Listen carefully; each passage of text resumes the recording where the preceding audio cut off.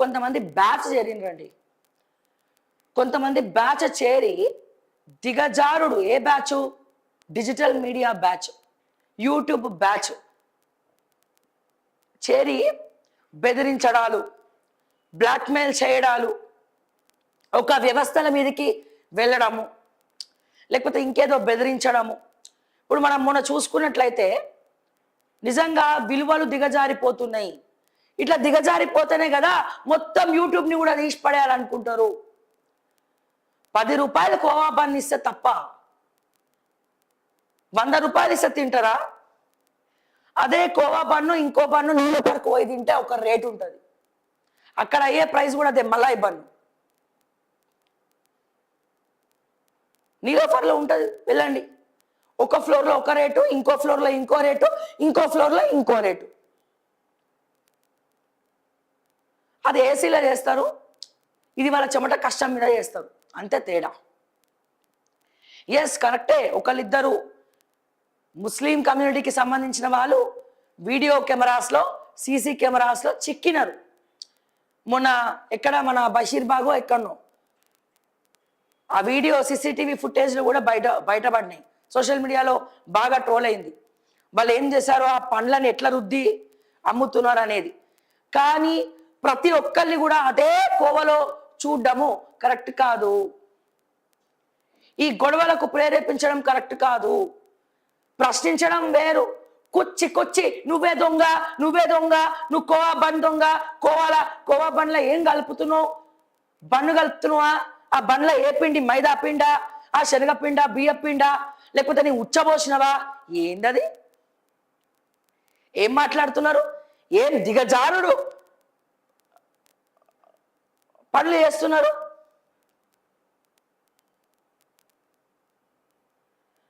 ప్రశ్నించడం వేరు, ఒకరి బతుకుని దిగజార్చడం వేరు, రెండు వేరు వేరు. అదే అందరు మీ ఇంటికే వచ్చి మైకు పెట్టి ఏందన్నా గట్ల మాట్లాడుతున్నావు అది ఇదని బెదిరించి వన్ సైడ్ చేస్తే ఏం అర్థం కాదు. వాళ్ళ బిడ్డకు కూడా తినిపించి చూపించిండు. చాలా మంది అడిగారు కదా, మీ పిల్లలకు కూడా గిదే పెడతావా అని. ఈ సమాజంతో పెద్ద ప్రాబ్లం వచ్చిందండి. రేటు తక్కువ పెడితే రేట్ ఎందుకు తక్కువ పెట్టిండ్రు, ఇందులో ఏదో ఉన్నది అంటాం. రేట్ ఎక్కువ పెడితే అమ్మో రేట్ చాలా ఎక్కువ ఉంది అంటారు. మరి ఏం చేయాలరా? మరి ఎట్లా బతకాలరా సమాజంలో? అక్కడెక్కడనో ఒక దగ్గర జరిగిందని కోవా బన్ తయారు చేసిన ప్రతి ఒక్కరిని నువ్వు అడ్డుకుంటావా? ప్రతి ఒక్కరిని నువ్వు చేసుకుంటావా? ప్రతి ఒక్కరిని అంటే సమ్మక్క సారలమ్మ జాతరలో వీళ్ళు ఓరు ఉండద్దా? గుడి దగ్గర వీళ్ళు రావద్దా? ఎస్ తప్పు జరిగింది, ఒకళ్ళిద్దరి దగ్గర జరిగింది. సన్నాసులు ఉంటారు, అందరు అంతే కాదు కదా, అందరు ఒకేలా ఉండరు కదా. ఇట్లా విలువలు పోతున్నాయి కాబట్టే ప్రతి ఒక్కడు యూట్యూబ్ ఛానల్ అంటేనే నీచంగా చూస్తున్నాడు. ఆఖరిక రేవంత్ రెడ్డి దగ్గర కూడా చులకనయ్యే పరిస్థితి వచ్చింది మీలాంటి వాళ్ళ వల్ల. వాస్తవాన్ని వాస్తవంలాగా రాయండి, వాస్తవాలు చెప్పండి, అవినీతిని ఎండగట్టండి, ప్రజల పక్షాన ప్రశ్నించండి. మీ ప్రశ్న కోవా బన్ దగ్గర ఆగిపోయిందా? మీ ప్రశ్న ఒక పేదవాడి కడుపు కొట్టడానికి ఆగిపోయిందా? మన వల్ల పేద కుటుంబాలు, బడుగు బలహీన వర్గాలు, పేద ప్రజలు బాగుపడాలే. కానీ మనం అంటే భయపడద్దు. పేదోడు కడుపు కొడతామా? పేదోడు కడుపు నిలబెడతామా? ఏంది చూస్తున్న వారం రోజుల నుంచి అందుబాటులో లేను. ఇదే ఎక్కడ చూసినా కోవా బన్. అరే అక్కడ తెలంగాణ రాష్ట్రాన్ని తగలబెడుతున్నారా సన్నాసులారా? తెలంగాణ రాష్ట్రాన్ని అమ్మేస్తున్నారు. గురుకుల విద్యార్థులు ఏడుస్తున్నారు, ఆడపిల్లలు మిస్ అవుతున్నారా?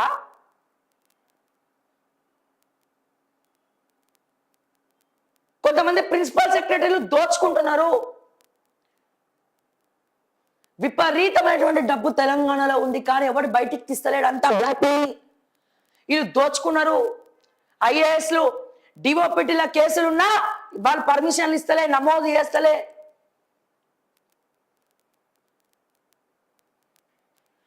ఇన్ని సమస్యలు ఉన్నాయి. పేదోడు కడుపు కొడుతున్నారు, సంక్షేమ పథకాలు ఇస్తలేరు, ఆరోగ్యశ్రీ వస్తలేదు, మెడిసిన్స్ లేవు, గురుకులాల్లో ఫుడ్ పాయిజన్ అవుతుంది, విద్యార్థులు చచ్చిపోయే చావు బతుకుల మధ్యలో కడుపు నొప్పితో కొట్టుమిట్టాడుతున్నారు. మా నిరుద్యోగులు రోడ్ల మీద పడి ఉద్యోగాల కోసం అడుగుతున్నారు. 46 జీవో రద్దు చేయమని కొట్లాడుతున్నారు.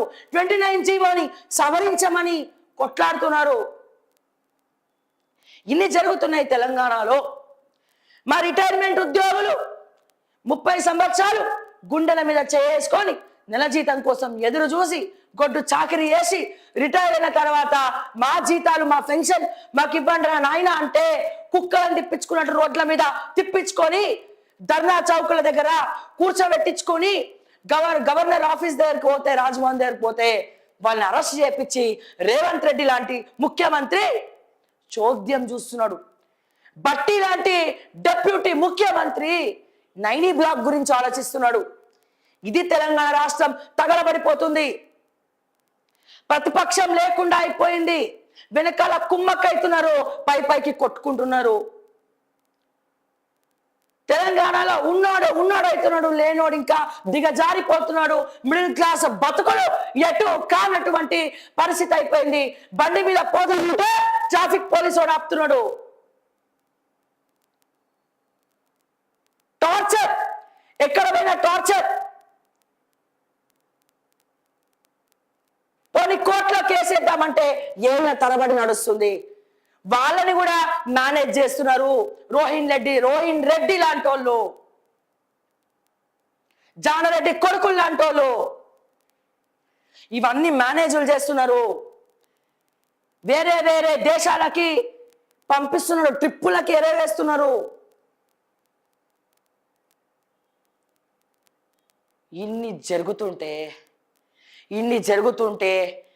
ఇన్ని జరుగుతుంటే నువ్వు కోవా బంద్ దగ్గర ఆగిపోయినవేంద్ర నాయన, 10 రూపాయల కోవా బంద్ దగ్గర ఆగిపోయినవేంద్ర నాయన. ఇన్ని విషయాలు, ఇన్ని సమస్యలు ఉన్నాయి దేశం మీద. మన రాష్ట్రంలో, మన దేశంలో ఇన్ని సమస్యలు ఉంటే పోలీసు వాళ్ళు అమ్ముడు పోతున్నారు. శివధర్ రెడ్డి గారు, పోలీసు వాళ్ళు డీజీపీని ప్రశ్నించండి. స్టేషన్ హౌస్ ఆఫీసర్లు సిగ్గు ఎగ్గు లేకుండా ఎందుకు అమ్ముడు పోతున్నారు? ఒక సామాన్యుడు పోలీస్ స్టేషన్ కి రావడానికి గజ ఎందుకు వణికిపోతున్నాడు? లోకల్లో ఉన్నటువంటి లీడర్లతో ఈ పోలీసు వాళ్ళు ఎందుకు కుమ్మక్కైతున్నారు? ఇది అడగండి. ఎందుకు హైడ్రా సామాన్యుల్ని బుల్డోజ్ చేస్తుంది? ఉన్నోడు జోలికి ఎందుకు పోవట్లే? మూసీ నదిలో ఆదిత్య కన్స్ట్రక్షన్ బహిరంగంగా బిల్డింగ్లు కడుతుంటే ప్రకాష్ గౌడ్ లాంటి అతను నాలాని డైవర్ట్ చేసి పైన మాల్ కడితే ఎందుకు ఈ రంగనాథ్ అక్కడికి పోడు? ఎందుకు పోడు? పర్మిషన్లు ఇచ్చినటువంటి ఆఫీసర్లని ఎందుకు సస్పెండ్ చేయడు? కేవలం ప్రజల మీదే వీళ్ళ ప్రతాపాలు ఎందుకు చూపిస్తున్నారు? ఇన్ని ఉన్నాయి సమస్యలు తెలంగాణలో, ఇన్ని సమస్యలు ఉన్నాయి. మార్పు తెస్తా అని రేవంత్ రెడ్డి మారిపోయిండే కుర్చీలో కూర్చున్నాక. రేవంత్ రెడ్డి మారిపోయిండు, ప్రజలకి దూరంగా పారిపోయిండు, భయపడుకుంటా బతుకుతుండు, బయటికి రావట్లే, జనాల మధ్యలోకి రావట్లే అని చెప్పి ప్రశ్నించాలి యూట్యూబ్ ఛానల్స్. ప్రజల పక్షాన 10 రూపాయల కోవా బన్ను పేదోడు కొనుక్కొని తింటాడు, డబ్బు లేనోడు కొనుక్క తింటాడు. సామాన్యుల కోసం పెట్టిర్రు 10 రూపాయల కోవా బన్ను.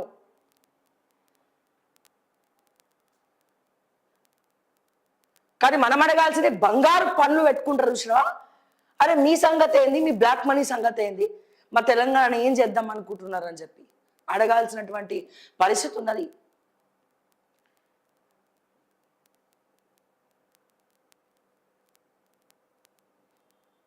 కేసులు,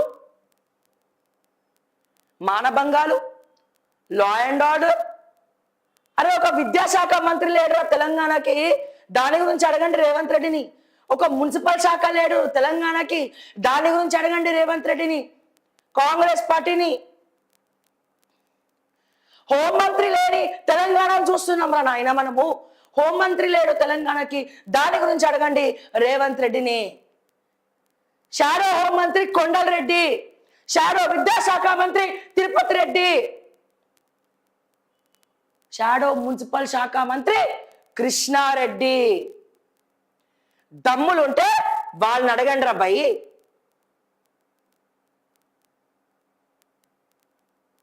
ఇన్ని సమస్యలు తెలంగాణలో పెట్టుకొని కోవా పని గురించి మాట్లాడుతున్నాం మనము. మన మీద కేసులు పెడితే ప్రశ్నించినందుకు ప్రభుత్వం కేసు పెట్టిందని గర్వంగా పోవాలి. జై తెలంగాణ అని పోవాలి జైలుకి.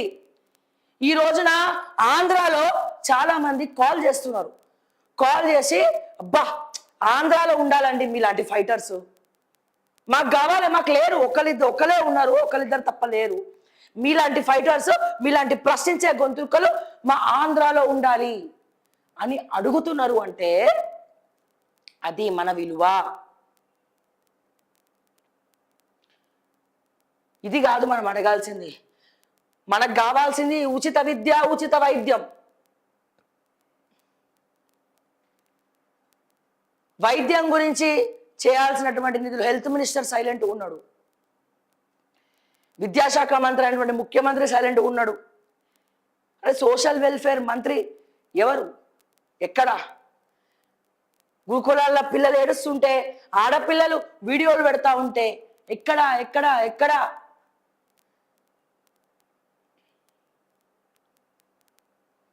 నవ్వుకుంటున్నారా నాయన ఆంధ్రప్రదేశ్లో చూసి. హోంమంత్రి లేడు తెలంగాణకి, విద్యాశాఖ మంత్రి లేడు తెలంగాణకి అని నవ్వుకుంటున్నారు.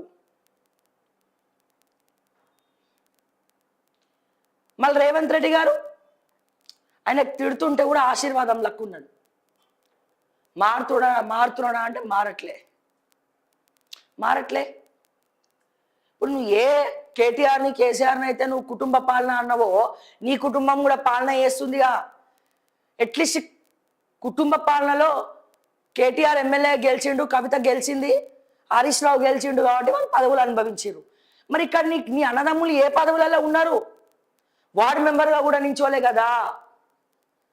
మరి వాళ్ళు ఎట్లా పాలన చేస్తున్నారు? మా యాడ్ ఏజెన్సీలను చిన్నపాటి యాడ్ ఏజెన్సీలను నడి రోడ్డు మీదకి ఎందుకు తీసుకొచ్చినారు? అవే నవనిర్మాణం దగ్గర, మీకు హోటళ్ళ దగ్గర ట్యాక్సులు కట్టించుకునే, వసూలు చేసే జిఎస్టీ కట్టించుకునే దమ్ము లేదు. టానిక్ సంస్థ దగ్గర 1000 కోట్ల గణమం పెడితే వాడి దగ్గర వసూలు చేసే దమ్ము లేదు. ఇవి ప్రశ్నించాలా తెలంగాణలో యూట్యూబ్ ఛానల్స్? పేదోడి కడుపు మీద కొట్టి పేదోడేదో అమ్ముకుంటుంటే 10 రూపాయల కోవా బంద్ కోసం అది మాట్లాడద్దు మీరు. నిజంగా అలాంటిది ఏమైనా ఉంటే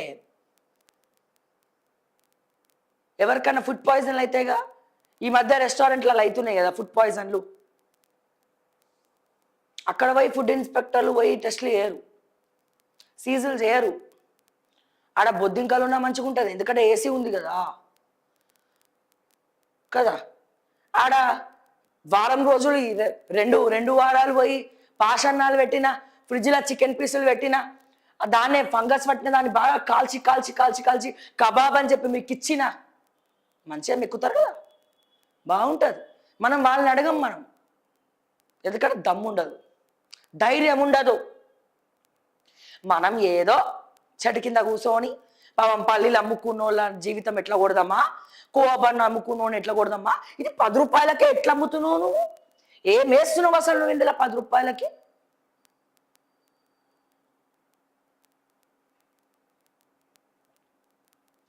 దీన్ని బట్టి ఏమర్థమవుతుంది? ఇక్కడ ఇంకోటి కూడా మనం అర్థం చేసుకోవాలి. 10 రూపాయల కోవా బన్నుని 100 రూపాయలకి వేరే రెస్టారెంట్లలో ఎట్లా అమ్ముతున్నారు అంటే జనాలను ఇంత పిచ్చోలు చేస్తున్నారు అనుకోవచ్చుగా. అది ఎందుకు అనుకోరు? ఇప్పుడు shopping malls Ashadham sale 50% sale అని పెడుతుంది. ఎందుకు పెడుతుంది? అది షాపింగ్ మాల్కున్న కరెంటు బిల్లు, ఏసీ, ఫ్యాను, వాళ్ళ స్టాఫ్, రేటు మొత్తం. ఆ చీర, పట్టు చీర వెండి పూతతోటి 50,000 అయితే వీళ్ళు 1,00,000 రూపాయలకు అమ్ముతారు. మరి ఆషాఢం సేల్ రోజు ఎందుకు 50% ఆఫర్ ఇస్తారు? 999 రూపాయలు మాత్రమే అని పెడతారు. దయచేసి ఆలోచించండి. జర్నలిజం విలువలు కాపాడండి. ప్రజల కోసం, ప్రజల పక్షాన నిలబడండి. పేదవాడి కోసం నిలబడండి. పేదవాళ్ళ కోసం పనిచేయండి. పేదవాళ్ళ కోసం వార్తలు రాయండి. పేదవాళ్ళ కోసం, ప్రజల కోసమే ప్రభుత్వాన్ని ప్రశ్నించండి. ఇంతకు మించి ఏమైనా తప్పు మాట్లాడితే క్షమించండి. సో ఇది పరిస్థితి. నన్ను అడుగుతున్నారు అందరూ, ఇంత జరుగుతుంది నువ్వు మాట్లాడతలేవు కోఆబన్ గురించి అని. నేను అసలు రావట్లేదు కదా ఈ మధ్య. సీత కష్టాలు సీతవి, పీత కష్టాలు పీతవి అంటే ఇదే. Yes, anyways